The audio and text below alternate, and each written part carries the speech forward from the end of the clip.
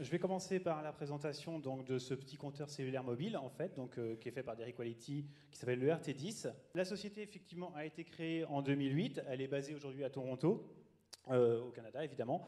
C'est une société qui a mis un petit peu de temps pour diffuser ça, puisqu'effectivement, c'est des nouvelles technologies. L'objectif, en fait, c'était de créer un outil mobile pour pouvoir faire du comptage cellulaire en élevage de manière assez efficace, facile, on va dire, et mobile. Aujourd'hui, en fait, c'est distribué par De Laval, effectivement, sur l'Europe du Nord, donc la Scandinavie principalement. Alors, comment ça s'est passé ? En 2014, on a fait un déplacement à Eurotir, donc un des principaux salons européens à Hanovre. Et donc, on a découvert un petit peu cet outil-là, donc c'est relativement léger.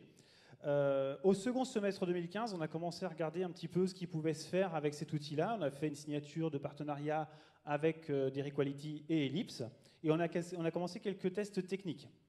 En janvier 2016, on a décidé de se déplacer directement au Canada avec la direction de Ellipse et moi-même, de façon à, un, prendre vraiment contact avec le distributeur, et deux, rencontrer les éleveurs qui l'utilisent tous les jours. Savoir comment est-ce qu'ils l'utilisaient, pour quelles raisons ils avaient choisi de l'utiliser, et donc de voir ce que nous pouvons en faire en France. Et depuis donc, le mois de janvier, on réalise des tests, comme l'a très bien dit Serge, dans certains élevages.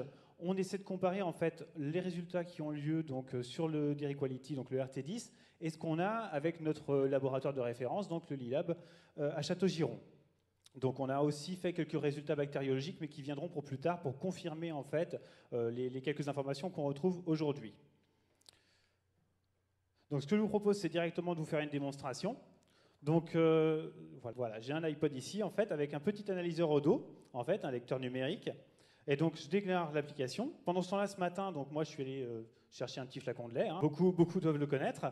Donc je vais lancer l'application. Donc aujourd'hui, on voit qu'ici il y a le choix de la vache. On peut prendre un quartier, 3 quartiers, l'ensemble de la vache. Donc je prends une cassette en fait dans laquelle j'ai pipé 1 millilitre. 1 millilitre suffit largement pour pouvoir faire de l'analyse. Et donc je vais l'introduire dans le matériel.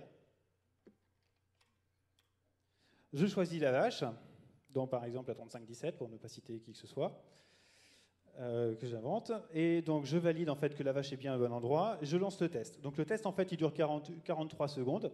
Donc effectivement cette plaquette permet de capter la quantité de lait. Pendant ce temps-là, il va suivre un petit chemin, arriver tout en haut de la pipette, ici, où va être mesurée en fait la quantité de cellules.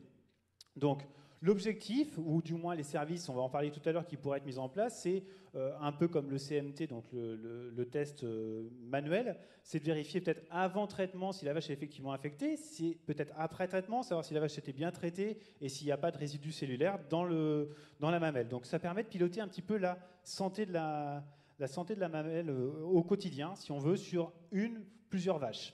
Donc voilà, au bout de 5-6 secondes, en fait, on va arriver au bout. Alors c'est un indicateur, donc ça veut dire qu'il va nous préciser en fait qu'effectivement, il y a une mesure qui est effectuée. Donc là, il prend une petite photo, et ensuite, il va nous montrer en fait le véritable comptage cellulaire infrarouge. Donc voilà, il ne devrait pas tarder, normalement, voilà. Alors ça donne ça, donc vous ne voyez pas très bien, je vais changer. On peut baisser un petit peu. Voilà, comme ça on voit beaucoup mieux, et on arriverait presque à compter le nombre de cellules. Bon, ça fait peut-être un peu beaucoup. Cette vache-là, effectivement, est plutôt plombée, comme on le voit, 672 000 cellules. Donc en dessous, il y a l'information comme quoi c'est un streptocoque, donc là c'est vraiment qu'une information assez, pas aléatoire, mais on va dire pas encore confirmée. Donc on est en train de travailler dessus, c'est probablement du streptocoque. Voilà ce qu'on peut voir en fait sur l'outil. Et donc, si on revient sur la présentation, voilà. Donc, on a quand même effectué quelques tests de fiabilité pour être sûr. Il y en a déjà qui ont été effectués au Canada et aux USA sous contrôle vétérinaire pour leur référence. Et Ellipse, donc aujourd'hui en France, est aussi méthode de référence. Et comme on le voit donc sur la courbe de corrélation qu'il y a ici, il y a une forte corrélation entre ce que notre laboratoire fait et ce que le RT10 a fait. Donc, évidemment, la méthode de référence, c'est fausse, bien sûr. On a un léger décalage, mais l'information l'importante, c'est que la vache, elle est ou non prise et avec une précision assez forte. Alors demain, qu'est-ce qu'on peut faire Dairequality donc continue de développer en fait ces petites plaquettes en essayant de trouver d'autres analyses à faire. En l'occurrence, ils travaillent sur la gestation.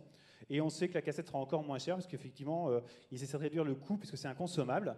De notre côté, chez Ellipse, on est en train d'étudier le modèle économique pour savoir comment proposer pour la fin de l'année 2016, en fait, un service dédié aux éleveurs.